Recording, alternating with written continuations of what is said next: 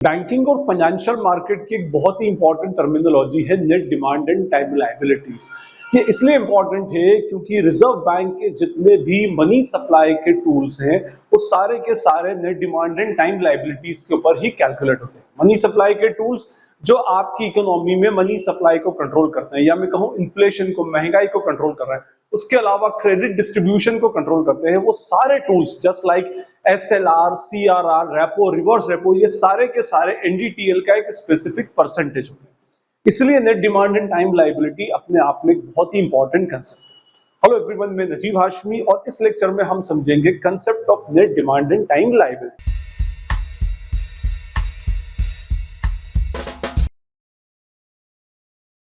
NDTL के concept पर discuss करने से पहले आपसे अपील करूंगा कि ये वीडियो अगर आपको यूजफुल लगे, नॉलेजेबल लगे, तो सब अपने फ्रेंड्स, कलीग्स, क्लासमेट्स के साथ में शेयर करें। वीडियो को एक लाइक जरूर दें और चैनल को सब्सक्राइब जरूर करें। अब हम बात करते हैं net demand and time liabilities की। सबसे पहले इसका इंपॉर्टेंस समझते हैं। Net demand and time liabilities जो होता है ये इंपॉर्टेंट होता है for calculation of CRR, SLR, repo and reverse repo, जो हम आगे के लेक्चर्स में one by one in detail discuss करेंगे। और वो मनी मार्केट के बहुत इंपॉर्टेंट इंस्ट्रूमेंट्स हैं, साथ में मनी सप्लाई को कंट्रोल करने के बहुत ही इंपॉर्टेंट टूल्स और मेजर्स होते हैं। ठीक है, तो जैसे हम बोलेंगे भाई SLR is 18% of NDTL of any bank. किसी भी बैंक के एनडीटीएल का 18% है, रेपो रेट 0.5% से ज्यादा नहीं होना चाहिए तो एनडीटीएल का। तो इसका मीनिंग ये कि हमें net demand and time liabilities का कंसेप्ट क्लियर होना जरूरी है, सो दैट हमें बाद में CRR, SLR, repo, reverse repo में ये कंसेप्ट बार बार नहीं आए, ये प्रॉब्लम नहीं आए कि भाई एनडीटीएल एक्चुअली क्या होता है। ठीक है, अब देखिए एनडीटीएल को अगर आपको समझना है net demand and time liabilities, तो इस पूरी हेडिंग को आप ब्रेक कर ले, बाइफरकेट कर ले। जैसे मैंने यहाँ व्हाइट बोर्ड पर ब्रेक करके लिखा है, नेट अलग लिखा, डिमांड अलग लिखा, टाइम अलग लिखा और लायबिलिटी अलग लिखा, क्योंकि चारों टर्म्स की, चारों जो आपके वर्ड्स हैं उनका कुछ ना कुछ एक कंसेप्ट आपके सामने जरूर आता है। ठीक है, तो हम वन बाय वन एक एक टर्म को उठाते जाते हैं जिससे हमारा पूरा एनडीटीएल का कंसेप्ट क्लियर होता जाए। सबसे पहले मैं उठाऊंगा लायबिलिटीज। देखिए लायबिलिटीज जो होती है ये होते हैं financial obligations. Financial means related to money, money से रिलेटेड ऑब्लिगेशंस। ऑब्लिगेशंस क्या, हिंदी में हम इनको बोलेंगे दायित्व, उर्दू में कहेंगे जिम्मेदारियां। ठीक है, जो हमें फाइनेंशियल पेमेंट लोगों को करना है, मॉनेटरी पेमेंट लोगों को करना है, तो वो जैसे मैंने अगर बैंक से लोन लिया तो वो मेरे ऊपर लायबिलिटी, मैंने अपने किसी दोस्त से लिया, उधार लिया, तो वो मेरे ऊपर लायबिलिटी है। ठीक है, फाइन। अब इसी के अगेंस्ट एक और कंसेप्ट में बता देता हूं, लायबिलिटी का ऑपोजिट होता है एसेट। एसेट होती है फाइनेंशियल बिलोंगिंग्स। ये हमारी फाइनेंशियल बिलोंगिंग्स होती है which give some sort of cash flow in future, जो आगे के वक्त में कुछ ना कुछ कैश फ्लो हमको देंगे। जैसे आपका मोबाइल आपकी बिलोंगिंग है, फाइनेंशियल बिलोंगिंग, क्यों? क्योंकि आपने उसको पैसा देकर के परचेस किया। फाइन, तो एक हो गया लायबिलिटीज, एक हो गया एसेट। अब ये लायबिलिटी और एसेट, क्योंकि एनडीटीएल जो होता है ये बैंकिंग सिस्टम का एक कंसेप्ट है, तो बैंक के पॉइंट ऑफ व्यू से मुझे आपको एसेट और लायबिलिटी एक्सप्लेन करनी है। देखिए जो बैंक, इसको लायबिलिटी को समझने के लिए हमको बैंकिंग बिजनेस का मैकेनिज्म समझना पड़ेगा। जितने भी बैंक्स होते हैं इन इसके दो बेसिक फंक्शंस होते हैं। पहला होता है एक्सेप्टिंग डिपॉजिट्स, ये क्या करता है, लोगों से उनके डिपॉजिट्स लेता है। और सेकंड होता है granting of loans, distribution of loan, लोगों को उनकी रिक्वायरमेंट के अकॉर्डिंगली लोन देता है। कौन डिपॉजिट देता है भाई? इसके अंदर आपके और मेरे जैसे इंडिविजुअल्स इसमें डिपॉजिट रखते हैं in form of saving accounts, current account etcetera. ठीक है, उसके अलावा जो दूसरी एंटिटीज होती हैं, एंटिटीज मतलब जो आपने बिजनेस को चलाने के लिए, कोई भी बिजनेस को या किसी भी फंक्शन को परफॉर्म करने के लिए यूनिट क्रिएट की है, that is called as entity. उसके अंदर क्या आ जाएंगी? कंपनीज भी आ जाएंगी, क्लब्स भी आ जाएंगे, पार्टनरशिप फर्म्स भी आ जाएंगी, स्कूल्स आ जाएंगे, हॉस्पिटल्स आ जाएंगे, एनपीओज आ जाएंगे, सारे के सारी एंटिटीज इसमें आ जाती है। तो ये लोग अपना मनी बैंक के पास डिपॉजिट रखते हैं। अब ये पैसा है किसका?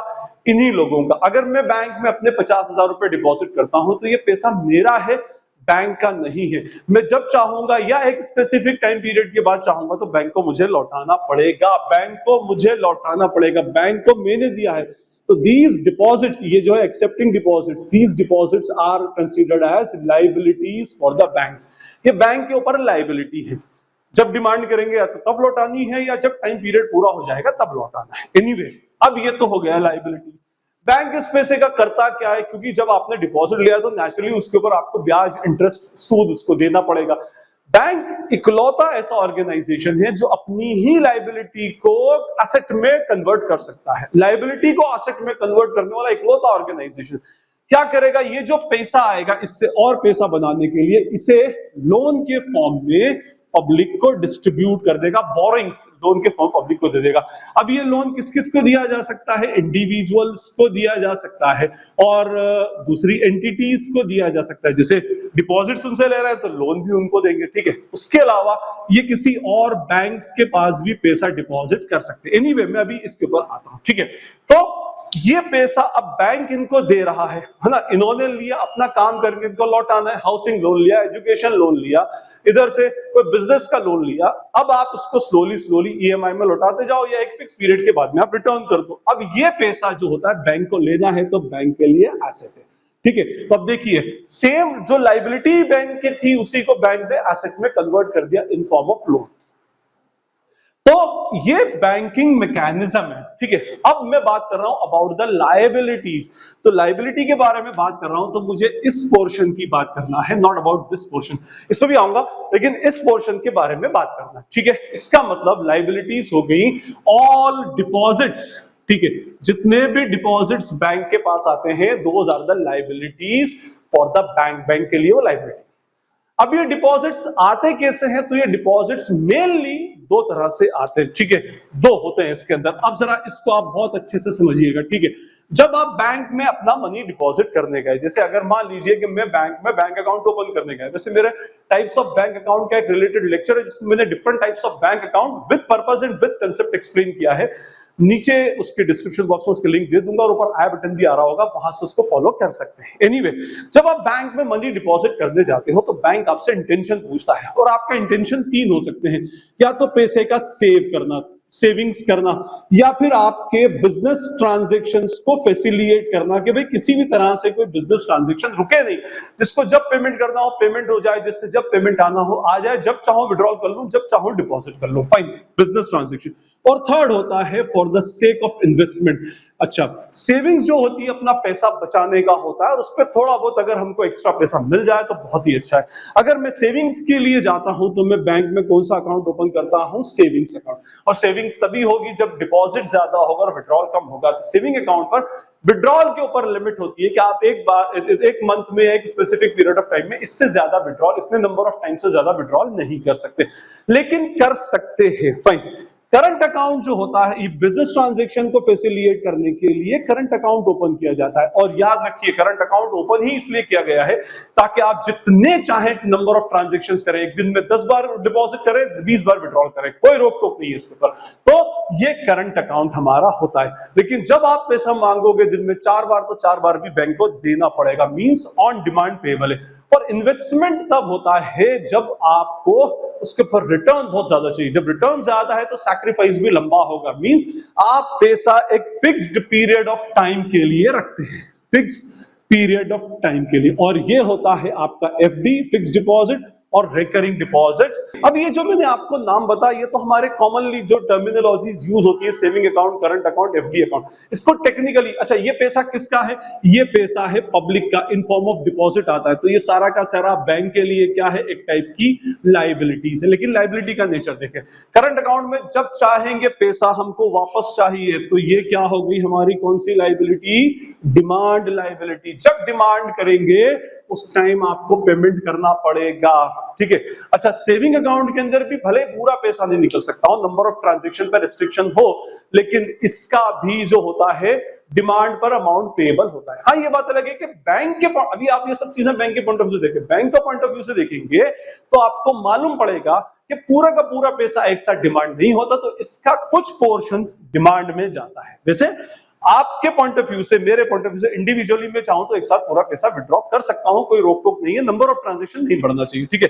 तो ये डिमांड भी है बैंक के पॉइंट ऑफ व्यू से और इसका कुछ पार्ट टाइम या टर्म भी है, ठीक है। इंडिविजुअल के पॉइंट ऑफ व्यू से पूरा डिमांड है। एनीवे, फिक्स डिपॉजिट जो होता है एक फिक्स पीरियड ऑफ टाइम के लिए, रिकरिंग डिपॉजिट भी 4 साल, 5 साल, 8 साल, 10 साल ऐसे पीरियड ऑफ टाइम के लिए होता है, ठीक है। तो इसको हम बोलते हैं टाइम डिपॉजिट या बोलते हैं टर्म डिपॉजिट, ठीक है। टाइम डिपॉजिट या टर्म डिपॉजिट जो एक फिक्स पीरियड ऑफ टाइम के लिए होता है, ठीक है, फाइन। तो अब आप इसके अंदर देखिए कि हमारे पास दो टाइप की, और ये सब है पब्लिक की डिपॉजिट की हुई, तो ये अपने आप में लाइबिलिटीज है। तो जो डिमांड, जब बंदा जब डिमांड करेगा तब पे करना है तो बैंक उसको डिमांड लाइबिलिटी बोलता है, और एक फिक्स पीरियड ऑफ टाइम के बाद पे करना है तो उसको टर्म लाइबिलिटी बोलता है। हाँ, इसमें भी फिक्स पीरियड से पहले पेमेंट हो सकता है लेकिन पेनल्टी चार्ज होती है। तो ये मैंने आपको वो सारी डिमांड और टाइम लाइबिलिटीज बताई जो वेल नोन है, मींस हम सब जानते हैं, हम सब उसके बारे में अवेयर है।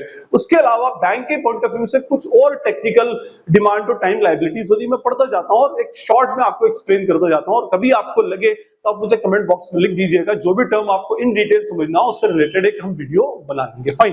देखिए, डिमांड लाइबिलिटीज में डिमांड जो ऑन डिमांड पेबल होती है उसमें करंट डिपॉजिट तो मैंने आपको बता दिया, current account, demand liability portion of the saving account, ये मैंने आपको बताया, डिमांड और टाइम लाइबिलिटी दोनों।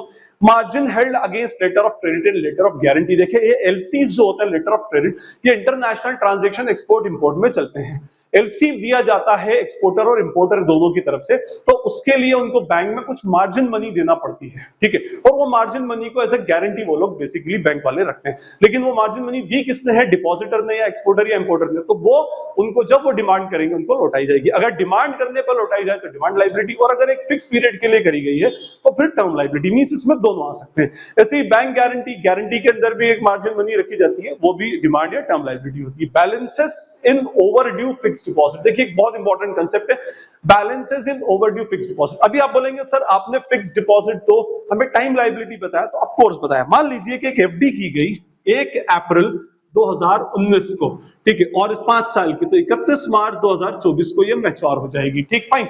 अब 10 लाख रुपए की एफडी की गई और मान लीजिए इस टाइम तक आपका फंड 15 लाख हो गया। 31 मार्च 2024 आ चुकी है, ठीक है। 1 अप्रैल 19 से 31 मार्च 2024 के बीच में ये टाइम लाइबिलिटी थी, ठीक है। बंदे को यूं नहीं निकाल सकता, चाहे तो निकाल सकता है बट नहीं निकालता नॉर्मली, है ना। उसके बाद जब इसकी मैच्योरिटी पूरी हो गई, अब ये डिमांड लाइबिलिटी बन गई ओवरड्यू। यहां से ये लाइबिलिटी हमारी ओवरड्यू हो जाएगी, और ओवरड्यू होगी मींस अब बंदा किसी भी दिन आ जाए, ठीक है। मान लीजिए जून चल रहा है, अभी तक ये आया नहीं, तो देखिए 31 मार्च से जून 3 मंथ्स ऊपर हो गए, 3 मंथ्स ओवरड्यू हो गई, और अभी तक बंदा आया नहीं, लेकिन किसी भी दिन आ सकता है, और जिस दिन आएगा उस दिन आपको उसकी मैच्योरिटी देना पड़ेगी कि उसका जो पूरा पीरियड है वो मैच्योर हो चुका है, तो ये गलत है, ओवरड्यू अमाउंट, ठीक है। उसके बाद डिमांड ड्राफ्ट जो होते हैं वो आउटस्टैंडिंग टेलीग्राफिक ट्रांसफर टीटीज जो होते हैं, जो करेंसी एक कंट्री से दूसरी कंट्री में पैसा भेजा जाता है, तो पहले वो बैंक के पास जाता है, बैंक उसको कन्वर्शन करता है, फिर दूसरे बैंक को ट्रांसफर करता है, तो वो जो आउटस्टैंडिंग अभी जो देना अमाउंट है वो डिमांड, क्योंकि थोड़े दिन का टाइम पीरियड होता है, 3-4 दिन में वो सब पूरा का पूरा प्रोसेस हो जाता है। अनक्लेम्ड डिपॉजिट, ये सारे हमारे डिमांड लाइबिलिटीज है। इसके अलावा मैं आपको टाइम लाइबिलिटीज कुछ टेक्निकल बताऊं। एफडी मैंने आपको बता दी, एक होता है कैश सर्टिफिकेट। एफडी और कैश सर्टिफिकेट में डिफरेंस इतना है कि एफडी और कैश सर्टिफिकेट बिल्कुल एक जैसे होते हैं, सेम, लेकिन एफडी को बीच में तोड़वाया जा सकता है, उसका जो टेन्योर है, उसकी जो मियाद है, उसके बीच में आप उसको तोड़ सकते हो। ये बात अलग है कि उसके ऊपर आपको थोड़ी सी पेनल्टी लगेगी और वो आपको पैसा दे दिया जाएगा, लेकिन कैश सर्टिफिकेट को बीच में तोड़ा नहीं जा सकता, जितने टेन्योर के लिए उतना टेन्योर पूरा करना पड़ेगा। हाँ, ये बात अलग है कि एफडी पे कंपैरेटिवली रेट ऑफ इंटरेस्ट कम होता है और कैश सर्टिफिकेट पे रेट ऑफ इंटरेस्ट ज्यादा होता है, बाकी अदरवाइज सब कुछ सेम है। क्यूमुलेटिव एंड रिकरिंग डिपॉजिट बता दिया। Time liability portion of saving deposit, staff security deposit, जो स्टाफ ने सिक्योरिटी के पॉइंट ऑफ व्यू से रखा है, और उसके बाद deposit held as security for advances which are not payable on demand, ठीक है, फाइन, ये हो गया। अब मैंने आपको डिमांड और टाइम लायबिलिटीज बता दिया। अच्छा, इसके अलावा बैंक्स जो होते हैं, अच्छा ये एनडीटीएल के लिए हम पढ़ रहे हैं, और एनडीटीएल का मेन जो पर्पस है वो क्या है, परसेंटेज ऑफ एसएलआर और CRR, repo reverse repo calculate करना, यही इसका मेन पर्पस है, ठीक। इसके अंदर कुछ चीजें और आती हैं, ठीक है, वो होती है बोरिंग्स फ्रॉम बैंक अब्रॉड, ठीक है। हमारा जो ये बैंक है किसी बाहर दूसरी कंट्री के बैंक से वो बोरिंग्स करता है, तो वो बोरिंग्स भी जो होगी that will also be considered as a part of net demand and time liabilities, ठीक है। उसके अलावा अपना नेक्स्ट जो होता है इसमें एक कंसेप्ट और आता है other demand and time liabilities, other demand and time liabilities, इसको हम बोलते हैं ओडीटीएल, ठीक है, ओडीटीएल इसके अंदर आ जाएगा। और ओडीटीएल के अंदर क्या क्या चीजें आती है, इंटरेस्ट अक्रूड ऑन डिपॉजिट, जो आपका डिपॉजिट था उस पर इंटरेस्ट अक्रू हो गया, देखिए जितना अक्रू होता जा रहा है फिर उसके बाद ड्यू हो जाएगा एक दिन जाकर के, तो अक्रू हुआ पे नहीं हुआ अभी, तो वो उसका other demand and time liabilities में आता है। बिल्स पेबल, अनपेड डिविडेंड, जो डिविडेंड अभी पे नहीं हुए, ठीक है। Suspense account balance presents amount due to other banks और public, suspense account means mismatch होता है, अकाउंट मिसमैच के थ्रू अगर कोई अमाउंट आ गई और वो क्रेडिट है मींस हमको पे कर दी है, तो that is also other demand and time liabilities. और उसके बाद बैंक एडजस्टमेंट अकाउंट और बैंकिंग सिस्टम में कोई अमाउंट पड़ा हुआ होता है तो वो भी other demand and time liabilities में अल्टीमेटली आ जाता है। I hope it is clear. अब देखिए, तो हमने अभी तक इसके अंदर कौन कौन से कंसेप्ट डिस्कस कर लिए, एक तो लायबिलिटी डिस्कस कर लिया, डिमांड और टाइप कंसिडर कर लिया।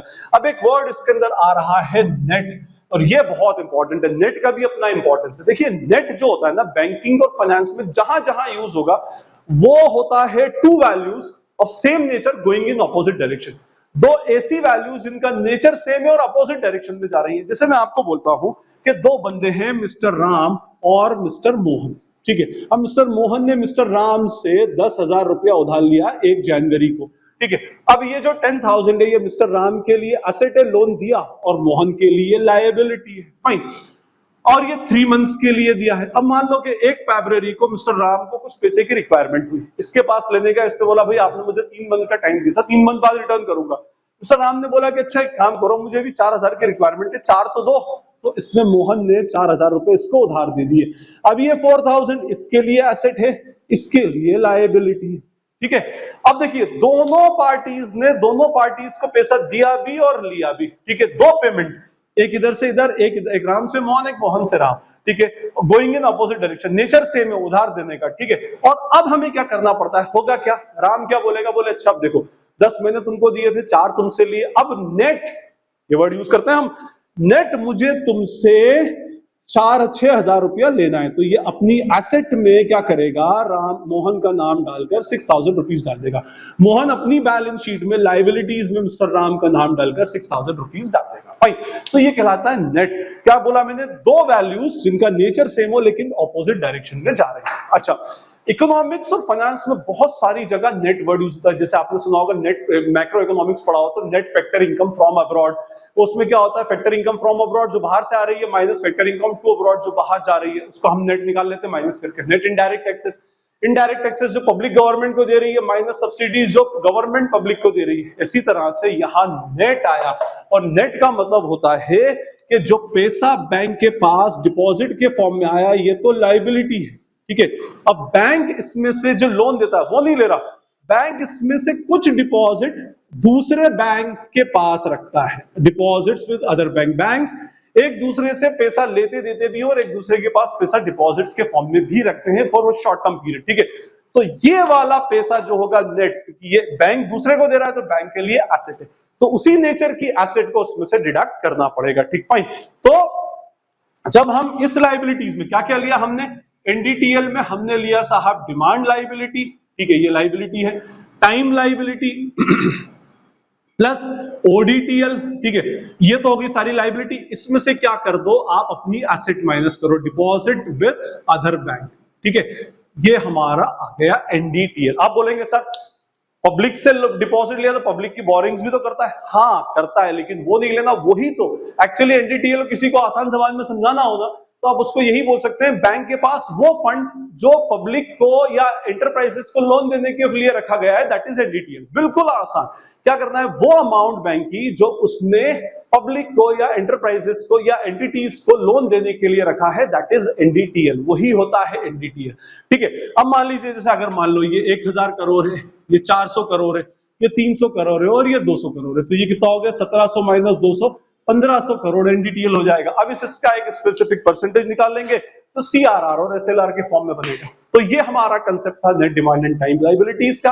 आई होप आपको ये कंसेप्ट क्लियर होगा। फिर भी अगर इसमें कोई क्वेरी या डाउट रह गई हो तो आप मुझसे कमेंट सेक्शन में पूछ सकते हैं, या कोई सजेशन या कोई नई टॉपिक की कोई वीडियो देखना है तो वो भी आप मुझसे कमेंट सेक्शन में लिख करके बता सकते हैं।